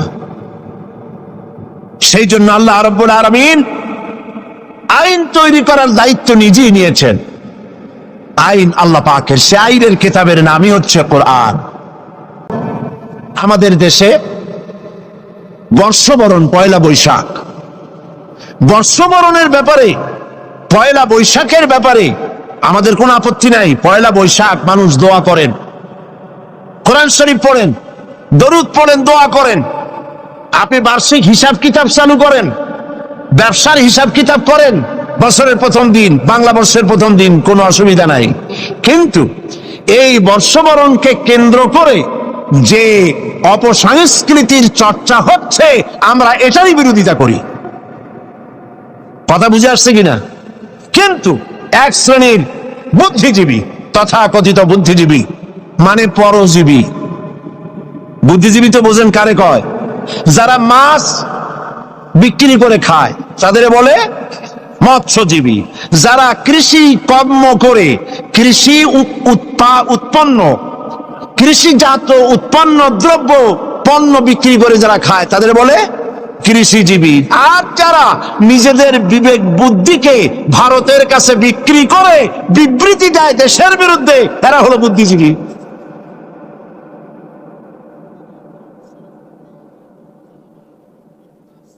এরা কি করলো দেখেন, বর্ষবরণে আমরা আপত্তি করি না। আপনি বছরের প্রথম দিন আল্লাহ আল্লাহ করবেন, অসুবিধা কি? আপনি মুনাজাত করেন, আয় আল্লাহ বিগত বছরে যত গুনাহ করছি, এই যে পয়লা বৈশাখ আসতেছে না, আপনি বলেন আল্লাহ এই গত বছর যত গুনাহ করেছি মাফ করে দাও, আগামী বছরটা নতুন বছরটা আমার জন্য ভালো করো। এই ধরনের দোয়া করলে ভালো হইতো না? আচ্ছা, তা না করা হলো, মঙ্গল প্রদীপ জ্বালানো হলো, রাখি বন্ধন বাঁধা হলো, উলুধ্বনি দেওয়া হলো, কপালে তিলক পরা হলো, মেয়েদের গালে যুবক ছেলেরা উল্কি আঁকায় দিল। এটা কি আমার সংস্কৃতি? বলেন, এটা আমার সংস্কৃতি? প্রিয় ভাই সব, বিশ্ব ভালোবাসা দিবস উদযাপন ওরা শুরু করেছে। বিশ্ব ভালোবাসা দিবস পালনের মুসলমানের কোনো দরকার নাই। আচ্ছা, কেন নাই? আপনারা তো আন্দাজি কইলেন, ঠিক নাই। কেন নাই? এই জন্য ইসলামের জন্মই হয়েছে ভালোবাসা দিয়া। সুবহানাল্লাহ। আল্লাহ পাকের নবী বলেছেন, আদ-দীন ওয়ান নাসিহা, দিন হলো ভালোবাসা, কল্যাণ কামনা করা। মাকে কতটুকুন ভালোবাসতে হবে, পিতাকে কতটুকুন ভালোবাসতে হবে, স্ত্রীকে কিভাবে ভালোবাসতে হবে, সন্তানকে কেমনে ভালোবাসতে হবে, এই ভালোবাসা শিখিয়েছে ইসলাম। ইসলামের প্রতিটি দিন ভালোবাসা। যাদের জীবনে কোনো ভালোবাসা নাই, বছরে তাদের জন্যই একবার ভালোবাসা প্রয়োজন হয়, একদিনের জন্য হলেও। যারা সারা বছরে পান্তা ভাত খায় না, অন্তত একদিনের জন্য হলেও রমনা বটমূলে গিয়ে এক থাল পান্তা খাওয়া তাদের জন্যই জরুরি। বন্ধুগণ, এর নাম সংস্কৃতি নয়, এর নাম অপসংস্কৃতি। এর নাম কি? অপসংস্কৃতি। প্রিয় ভাইয়েরা, এভাবে করে ভালোবাসা দিবস, বসন্ত দিবস, পৌষ মেলা, আবার কবে না জানি শুনতে হয় উৎসব। এই সব উৎসব ভালোবাসা উদযাপন সাথে ইসলামের কোন সম্পর্ক নাই, পরিষ্কার কথা। এরপরে আমার একটি বক্তব্য নিয়ে তারা পত্র পত্রিকায় অনেক লিখেছেন, আমি আজকে সেই কথা পরিষ্কার করতে চাই। এটিও একটি অপসংস্কৃতি। আমি বলেছি, অমুসলিমদের জন্য তাদের উপাসনালয় একটার জায়গায় 50টা মূর্তি বানালেও ইসলামের কোনো বক্তব্য নাই। তারা তাদের পূজা করবে, আপত্তি নাই। কিন্তু এই দেশে তো আমরা মুসলমান বাস করি। আমরা কারা? এদেশের বৃহত্তর জনগোষ্ঠী মুসলমান। আমাদের ট্যাক্স, আমাদের রেভিনিউ নিয়ে, আমাদের কর নিয়ে মুসলিম সরকার রাস্তায় রাস্তায় পথে ঘাটে মূর্তি নির্মাণ করবে, এটা তো হতে পারে না। শুনুন, আবার শুনুন, ভাস্কর্যের নামে যা খুশি বানান, মূর্তি বানাবেন না। কোরআন হারাম করেছে, রাসূলুল্লাহ হারাম করেছেন। আপনি যদি মুসলমান হন, আমার কথার সাথে একমত হতে হবে। দুনিয়ার সমস্ত আলেম একমত, মুসলমানেরা মূর্তি বানাইতে পারবে না, হারাম, হারাম। ভাস্কর্যের নামে যা খুশি বানান, মূর্তি বানাবেন না। নবীকে জিজ্ঞেস করা হয়েছে, লিমা বুইস্তা, কেন পৃথিবীতে আপনাকে পাঠানো হয়েছে? এর জবাবে হুজুর বলেছেন, বুইস্তু লিকাসরিল আসনাম, প্রেরিত হয়েছি পৃথিবীতে মূর্তি ধ্বংস করার জন্য। এ কথা কার? আল্লাহ পাকের। সুতরাং আপনারা পত্র পত্রিকা যারা লেখেন, ফিচার লেখেন, কলাম লেখেন, নিজেদের রক্ত সম্পর্কে চিন্তা করেন। নিশ্চয়ই একজন মুসলমান পিতা আপনাকে জন্ম দিয়েছেন, নিশ্চয়ই আপনি একজন মুসলমান মায়ের গর্ভে ছিলেন। আপনি ইসলামকে শ্রদ্ধা করতে শিখুন, কোরআন এবং হাদিসের মতকে সম্মান করতে শিখুন। এটাই হলো মূল কথা। সংস্কৃতির নামে অপসংস্কৃতিকে ঘৃণা করে বন্ধ করতে চায়। ইসলামী সংস্কৃতি উদ্দেশ্য তানসেন বানানো নয়। ইসলামী সংস্কৃতির উদ্দেশ্য চার্লি চ্যাপলিন বানানো নয়। ইসলামী সংস্কৃতির উদ্দেশ্য মাইকেল জ্যাকসন বানানো নয়। ইসলামী সংস্কৃতির উদ্দেশ্য হচ্ছে আবু বকর, ওমর, ওসমান, আলী, হুসাইন ইবনে আলী, ফাতেমা, রাবেয়া বসরি, এই সব মানুষ তৈরি করাই হচ্ছে ইসলামী সংস্কৃতির মূল লক্ষ্য। কিন্তু এই পথ চূড়ান্ত বাধা হচ্ছে ধর্মনিরপেক্ষ মতবাদ। মতবাদগুলোর মধ্যে ধর্মনিরপেক্ষ মতবাদ হচ্ছে ইসলামের বিরুদ্ধে পরিচালিত এক নিকৃষ্ট মতবাদ।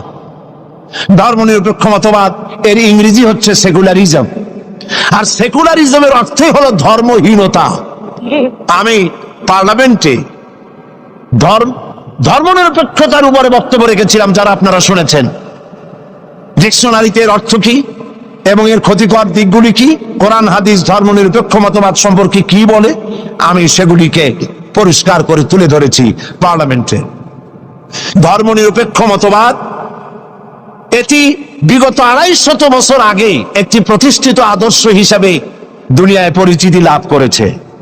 মুসলিম দেশগুলির মধ্যে সর্বপ্রথম কামাল পাশা তুরস্কে এটাকে আমদানি করে এবং এই মতবাদ দিয়ে আরবি ভাষা সে তার দেশে হারাম করে দিয়েছিল। কামাল পাশা আরবি ভাষা নিষিদ্ধ করেছে, হেজাব নিষিদ্ধ করেছে, মসজিদের আজান নিষিদ্ধ করে দিয়েছিল। এই ধর্মনিরপেক্ষ মতবাদ 1972 সনে আমাদের দেশের সংবিধানে তদানীন্তন সরকার 1972 সনে সর্বপ্রথম ধর্মনিরপেক্ষ মতবাদকে সংযোজন করেছিলেন। আমার দেশের বৃহত্তর জনগোষ্ঠী মুসলমান, এই এত মুসলমানের দেশে যে সংবিধানটা তৈরি হলো তার শিরোনামে বিসমিল্লাহ ছিল না। তারা একটা দলিলও পেশ করে, এই যে মৌলবীরা খালি ধর্মনিরপেক্ষ মতবাদের বিরুদ্ধে কথা কয়, তারা কি জানে না যে বুখারী শরীফে আছে লাকুম দিন। এরা মনে করে, তখন অনুসারীরা মনে করে মাশাআল্লাহ এইটা আমাদের নেতা নেত্রীরা ভালোই তো কোরআন জানে, কিন্তু হাইকোর্ট দেখাইছে তা ঠিক পায় নাই। লাকুম দীনুকুম ওয়ালিয়া দিন, এইটা কি? এইটা কার কথা? এটা কি বুখারীর কথা? আল্লাহর কথা। এই কথা কোন সূরার মধ্যে আছে? সূরা কাফিরুন। এর প্রেক্ষাপট কি? এই সূরার প্রেক্ষাপট হচ্ছে কাফেরেরা বলছিল মুহাম্মদ সাল্লাল্লাহু আলাইহি ওয়াসাল্লাম আসো আর ঝগড়াঝাটি মারামারি এইসবের মধ্যে না যাইয়া ধর্মের ব্যাপারে আমরা একটা সমঝোতায় আসি। কি সমঝোতা? কিছুদিন আমরা তোমাদের মসজিদে গিয়া তোমার আল্লাহরে কয়েকটা সেজদা দেব, আর তোমরা কয়েকদিন আমাদের মূর্তিগুলোর সামনে একটু প্রণাম জানাবা। ধর্মকে আমরা এইভাবে 50-50 করে দিই। আল্লাহ রাব্বুল আলামিন কাফেরদের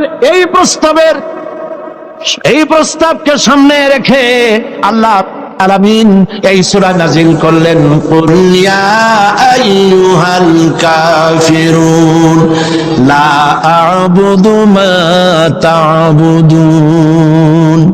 হে কাফেরেরা বলুন, হে কাফেরেরা তোমরা যার ইবাদত করো আমরা তার ইবাদত করি না, আবার আমরা যার ইবাদত করি তোমরা তার ইবাদত করো না। সুতরাং লাকুম দীনুকুম ওয়ালিয়া দীন, তোমাদের জন্য তোমাদের ধর্ম আর আমাদের জন্য আমার ধর্ম। তার মানে এখানে তো নিরপেক্ষতার কথা বলা হলো না, এখানে তো পক্ষের কথা। তোমরা ধর্মের থাকো, আমরা আমাদের ধর্মের পক্ষে থাকি। এবার এই ধর্মনিরপেক্ষ মতবাদের উপরে চূড়ান্ত কথা শুনুন আল্লাহর কাছে। কার কাছে? ধর্মকে, জীবনকে দুই ভাগ করার কোনো উপায় নাই, কোনো উপায় নাই। কোরআনে কারীমে আল্লাহ পাক বলেন, আফাতুমিনুনা বিবাদিল কিতাবি ওয়া তাকফুরুনা বিবাদ। তোমরা কোরআনের কিছু কথাকে করবে স্বীকার আর কিছুকে করবে অস্বীকার। ফামা জাযাউ মান ইয়াফআলু যালিকা মিনকুম ইল্লা খিজয়ুন ফিল হায়াতিদ দুনিয়া। তোমরা জেনে রেখো, যদি তোমরা কিছু কথাকে মানো আর কিছুকে অস্বীকার করো, এ কাজ যারাই করবে পৃথিবীর জীবনে তোমাদেরকে লাঞ্ছনা দেব এবং কিয়ামতের দিন চূড়ান্ত শাস্তি তোমাদেরকে দেওয়া হবে। ধর্মনিরপেক্ষ মতবাদের মূল কথাই হলো নামাজ, রোজা, হজ, যাকাত করব আমরা আমাদের ইচ্ছে মতো, আর রাজনীতি, ধর্ম আমার ব্যক্তিগত ব্যাপার, রাজনীতি, অর্থনীতি, সমাজনীতি, নির্বাচন ইত্যাদি যা কিছু সব করব আমরা আমার ইচ্ছে মতো, আর ধর্ম আমার ব্যক্তিগত ব্যাপার। এই রকমের জীবনকে দ্বিধা বিভক্ত করার কোনো গুঞ্জাইশ, কোনো সুযোগ কোনো মুসলমানকে দেওয়া হয় নাই। আপনারাই চিন্তা করেন, ওরা ধর্মনিরপেক্ষ মতবাদের লোকেরা, ওরা আল্লাহ এবং রসুলের উপরে 144 ধারা জারি করছে। তারা বলেছে আল্লাহ রসুল মাদ্রাসায় মসজিদে থাকো, আমার পার্লামেন্টে আসতে পারবে না, আমার সেক্রেটারিয়েটে আসতে পারবে না, আমার ক্যান্টনমেন্টে বঙ্গভবনে যাইতে পারবে না, আমার নির্বাচনে আসতে পারবে না। আমার প্রশ্ন, যে আল্লাহর দরকার নাই শিক্ষাঙ্গনে, যে আল্লাহর দরকার নাই পার্লামেন্টে, যে আল্লাহর দরকার নাই ইলেকশনে, যে আল্লাহর দরকার নাই সেক্রেটারিয়েটে, যে আল্লাহর দরকার নাই কলেজ ভার্সিটিতে, যে আল্লাহর দরকার নাই কলকারখানায়, অবশেষে এই আল্লাহর দরকারটা কি? নাউযুবিল্লাহি মিন যালিক। মুসলমান তার জীবনকে দুই ভাগ করতে পারবে না, কখনোই না।